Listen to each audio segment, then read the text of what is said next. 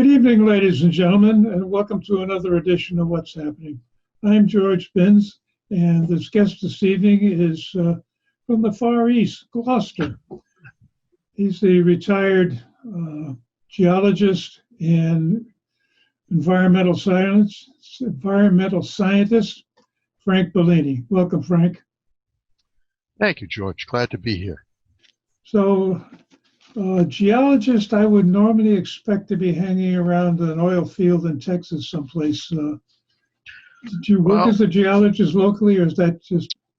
Oil fields were one option when I was coming out of school, but they told me I'd have to change my shirt 3 times a day if I lived in Texas because it's so doggone hot. So I decided to come home to New England, and I got involved with engineering geology, and I ended up in the nuclear power business, which was back in the 60s and 70s, was doing pretty well in this part of the country.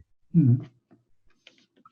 So when you say nuclear power business, what are you doing? Analyzing the local strata to make sure that things didn't leak out, or they could be supported by this huge hunk of concrete they build around them? Well, that was certainly part of it, yes. We did everything from site studies to seismic analysis to flooding studies, analyzing all of the environmental hazards that were potentially affecting plants.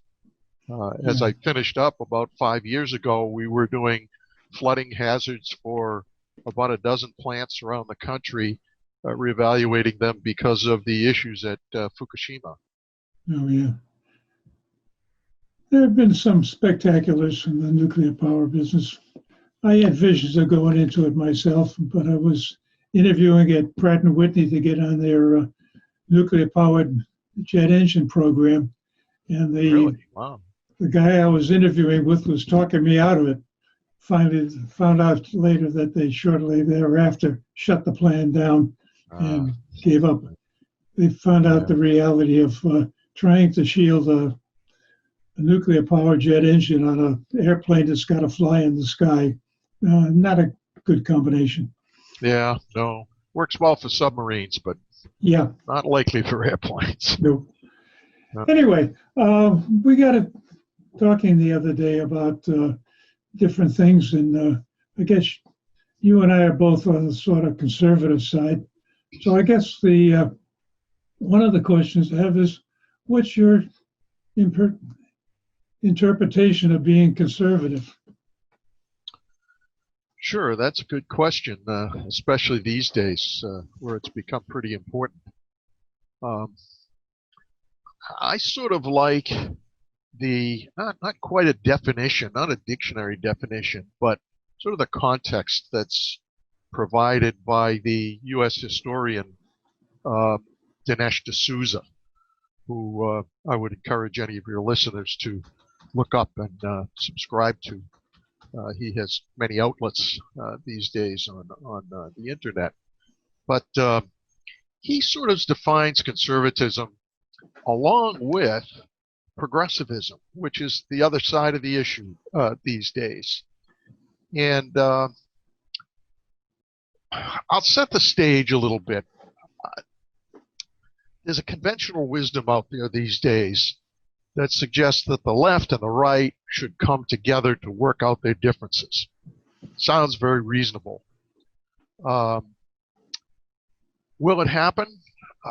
I doubt it, especially at the extremes, and one extreme in particular, which I'll get into.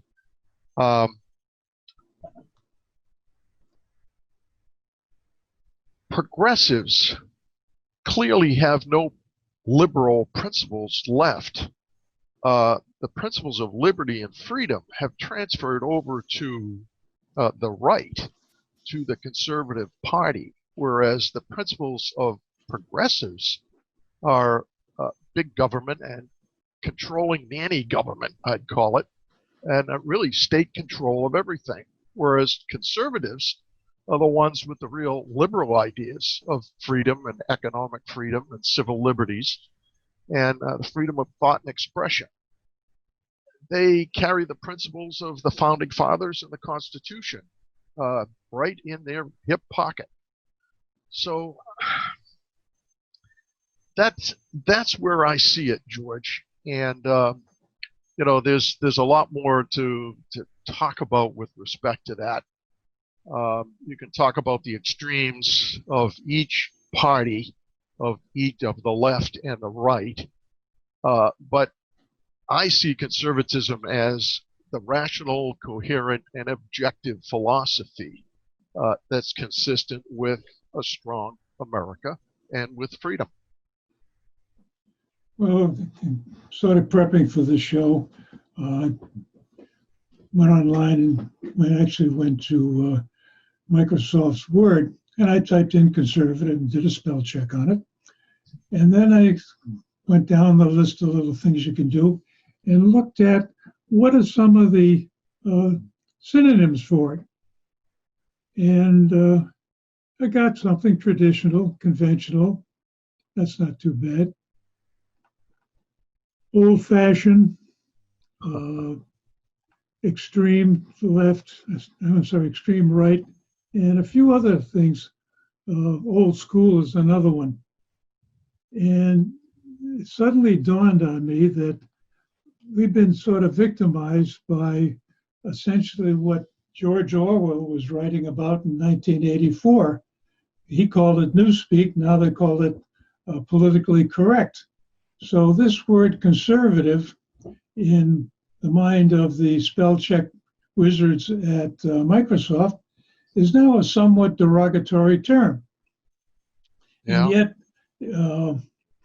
when I go to a doctor and say, hey, the arthritis in my shoulder is getting bad, what are we going to do about it?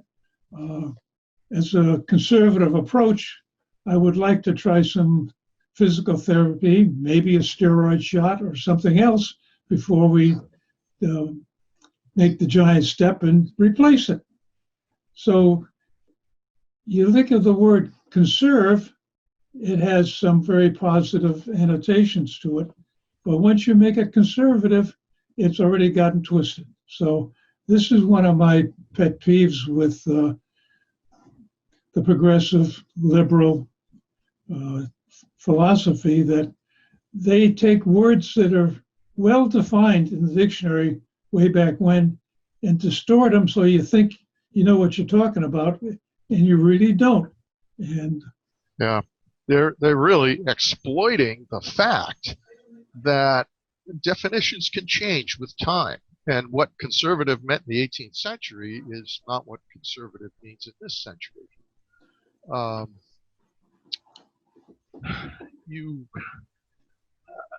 Looking at it in the current context, you have to ask, what is it you want to conserve?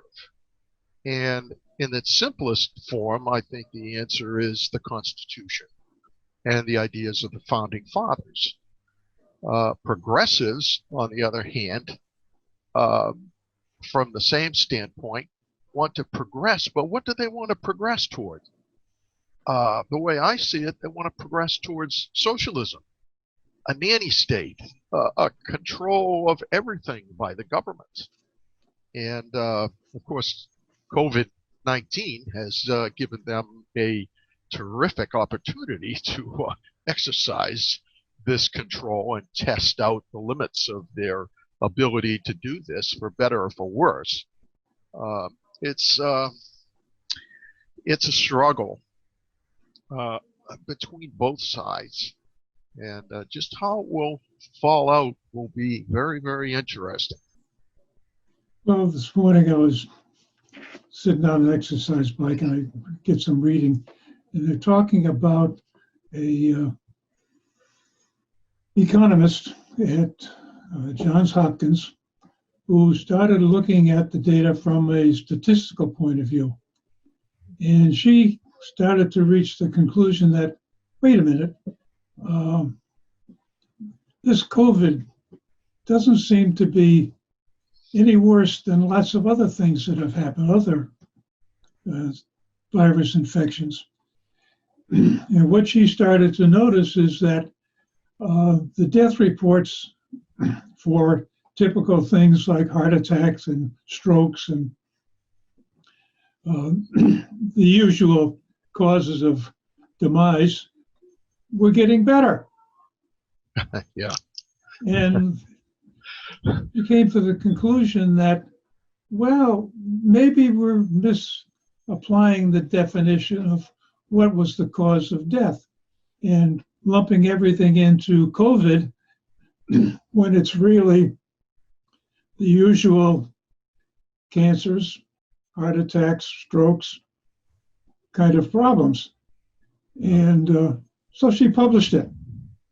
And it lasted about 2 weeks on the web, and it got pulled down. Yeah. And the point that the several people have made that I've read about is that, now wait a minute, she's got a point of view. She's not some hack that came out of the woodwork. She's a professor of, or a teacher of economics, well versed in statistics. She's got a valid point. She did an analysis. You don't like the analysis? Go do a different one. But don't pull it down and kill it. Yeah. Recognize that it's got some credentials behind it. You got to think about it a bit. Or do some science and see if her investigation is repeatable with the same results or with different results. You know, that's the correct approach. Whereas censorship, which is exactly what you're talking about, is not something that we need in this country, at least not censorship like that. I would recommend to your viewers, if they're interested in dealing with COVID statistics, this fellow out there on YouTube, I don't know why he's still up, because he's terrific. He's an Irishman. His name is Ivor. It's like ivory without the I. Ivor Cummins, Cummins.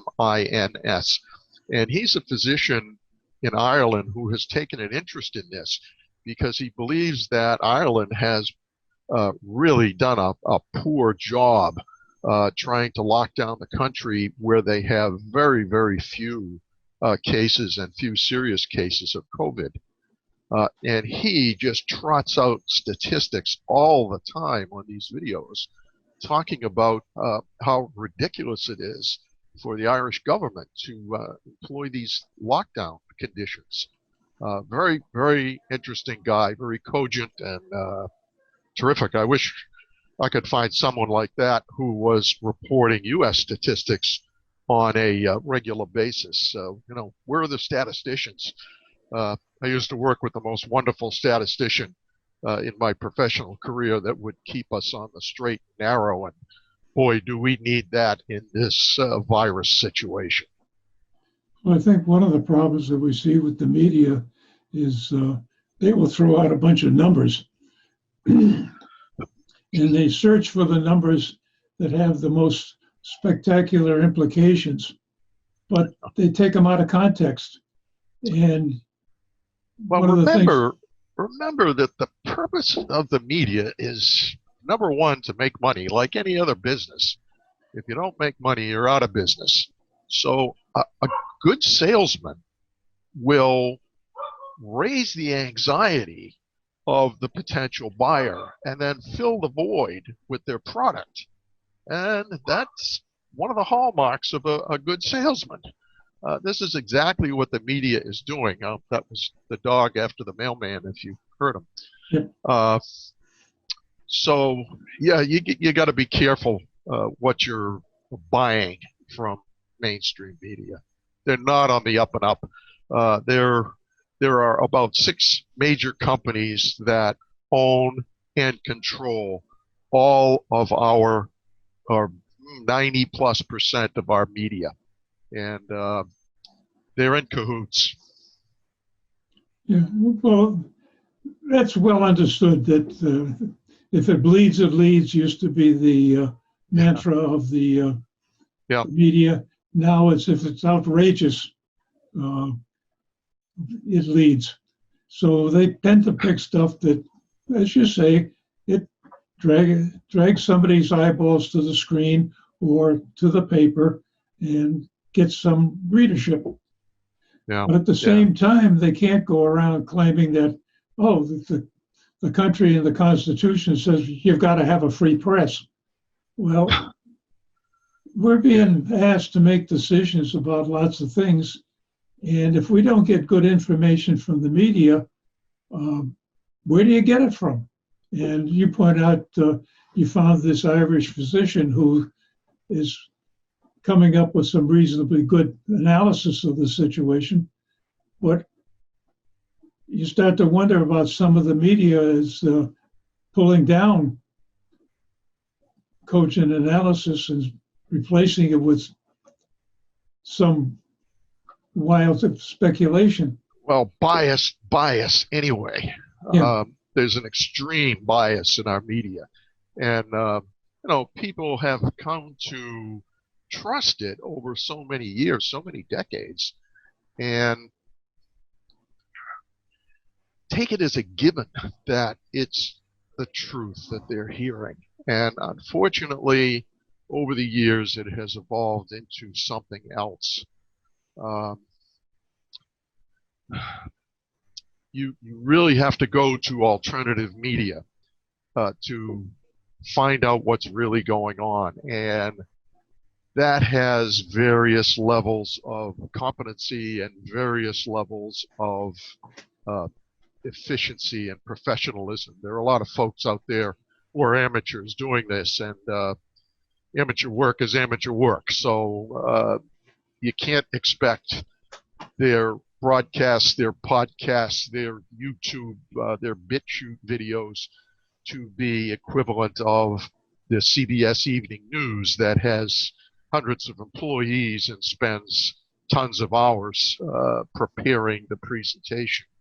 But the information that you get out of them, I follow a few people for conservative news. One is Praying Medic.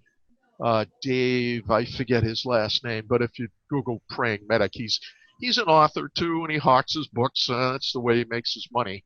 But does a very good job in interpreting the news. He was on YouTube, and they banned him. He has, I think you can find all his videos at prayingmedic.com, and so that's a good place to go for him. There's another fellow named Dave, and he doesn't give out his last name, but he does the X22 report, which sounds a little funky, but he does a pretty fair job of interpreting what's going on. He's especially good with the financial side of things, and talking about how economically the stock market has held up during this crash that has grievously affected small businesses, and the whole business of Trump taking over the Fed and trying to put a plan in place to completely retool our economy in the second term. So those are two good sources, and they're fairly professional presenters. Well, that raises the other issue of how do you judge whether one of these off-the-wall sites is good, Yeah. bad, or indifferent? Well, there are a lot of bad ones. Yeah. Simply from the presentation standpoint, bad voices, bad appearances that would turn most people off, things like that. But I think I don't know if you've listened to any of the hearings that have been going on with respect to the election over the last week or so in Michigan, now in Georgia, and in Arizona. And literally dozens and dozens out of hundreds of people that have come forward with stories of irregularities that they have witnessed in serving in the election. Those folks have testified in front of state Senate bodies, and I'll get into the reason for that in a moment. But they have testified and signed sworn affidavits consistent with their testimony about irregularities, from dead people voting to software sabotage of voting machines to you could run them down. There's a whole laundry list now and the president's lawyer is Rudy Giuliani, and I'm embarrassed to say I can't remember the lady's name, but she is just terrific too, who is his protege in this. And if you listen to some of those testimonies, you don't have to listen for a lot, because if you go to the mainstream media and try and find the reports on them, you won't find anything, nothing, absolute radio silence by these people on what's been going on with respect to election corruption. And if you listen at all with some time on your hands to these things, you'll find the breadth and the scope and the depth of what was done during this election is just astounding. We're talking hundreds of thousands of votes being manipulated. It's incredible. The only place you can find reporting on it is on alternative media. The one newspaper that I still do read and I subscribe to is called the Epoch Times, Epoch or Epoch, depending on how you want to say it, to learn how to spell it. But they're a fairly inexpensive online subscription, and they do a pretty fair job of covering conservative news, I'll call it. Well, that's the other half of the problem of where do you find some good data? And most people haven't got the time that you and I have being retired to sit and listen to testimony that could ramble on for some time and get to be some of the testimony and some of the hearings for the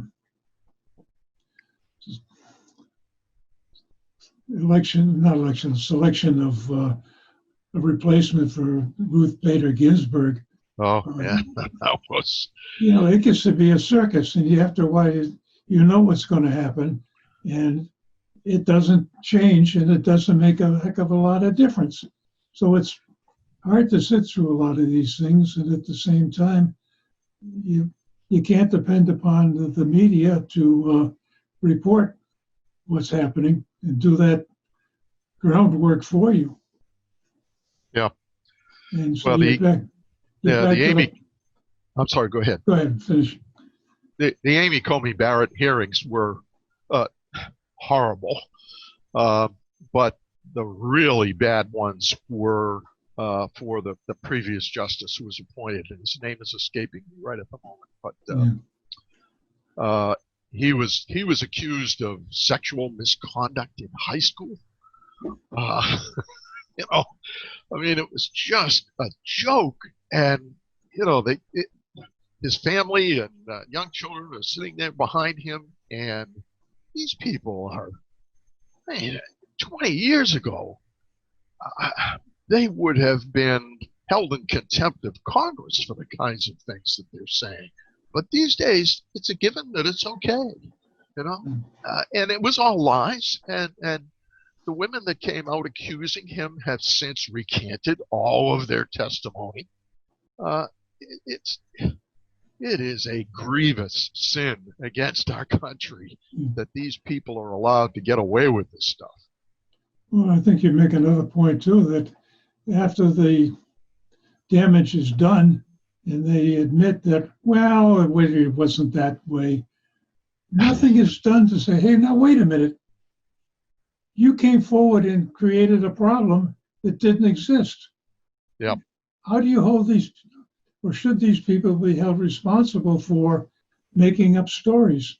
And of course, I always like the other old joke about, we knew that Osama bin Laden had been killed when his name ended up on the voting register in Chicago. And this has been talked about for quite some time, and not a heck of a lot's been done about it. I can remember when I had one year I worked the polls, and I was warned that this is back on the voting machines where you pull the lever and you flip the big lever over. I did that. Some little old lady would come in and say, how do you make this thing work? And one of these guys would step into the booth. Well, you flip this switch here and you throw that lever there. Oh, you just voted. Thank you kindly. You know, so there's been all sorts of shenanigans going around, but Yeah. We're getting to the point, I think, that somewhere in this country we've got to get back to the fundamentals of the Constitution. If you don't like the Constitution, then Congress has got to initiate an amendment and Well, get the states to buy it. We've had these investigations going on for as long as the Trump administration has been in there almost. And nothing has really come of it. There haven't been any indictments, at least indictments unsealed. And there certainly haven't been any convictions to speak about of real political figures. However, if you look, there is a website. You have to pay to get in it, even though it's a .gov government, U.S. government website. It's called Pacer, Pacer.gov. And Pacer lists the count of sealed indictments throughout the country. And these are in all the district courts. That's where they're adjudicated. The number of sealed indictments at any given time is typically 1,200, 1,500. You know, these cases that you would expect to be seeing with a longer term investigation. Right now, I think they're approaching 200,000 sealed indictments that are pending in these courts. Now, nobody knows what these are because they're sealed, and there haven't been any leaks. Back about a year ago, the idea was that the special investigator for the Department of Justice, Huber, was the lead person for this effort. And who's the other fellow who's doing the investigation? So there are two of them. Somehow COVID kind of threw a monkey wrench in this works, I think. And with transportation issues and communication issues and things like that have cropped up as a result, I think it slowed the process down considerably. But what I really hope to see is that come to fruition. I think there are a lot of indictments out there pending. In Massachusetts alone, there are 4,000 sealed indictments pending. Who do you think those people are? Your guess is as good as mine. I have my opinions, but I'll leave people to their own ideas. Yeah. Well, as things happen, we've had about 28 minutes worth of fun, and would like to do this again if you're willing. Oh, absolutely. On. Sure. And, sure.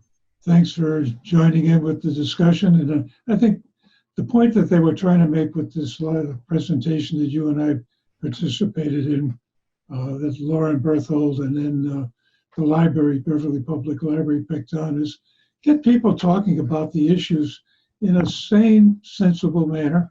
And you don't have to agree, but just have to listen and present your case. And thank you, ladies and gentlemen, for joining us this evening. And we'll do some more of these kind of shows. And if there's anybody out there in television land that wants to present a contrary opinion, at the end of the show, there's the credits, and under my name, you'll see my email address. Hey, send me an email, and we'll be glad to have you on the show. And ladies and gentlemen, thanks for watching, and we'll see you next time.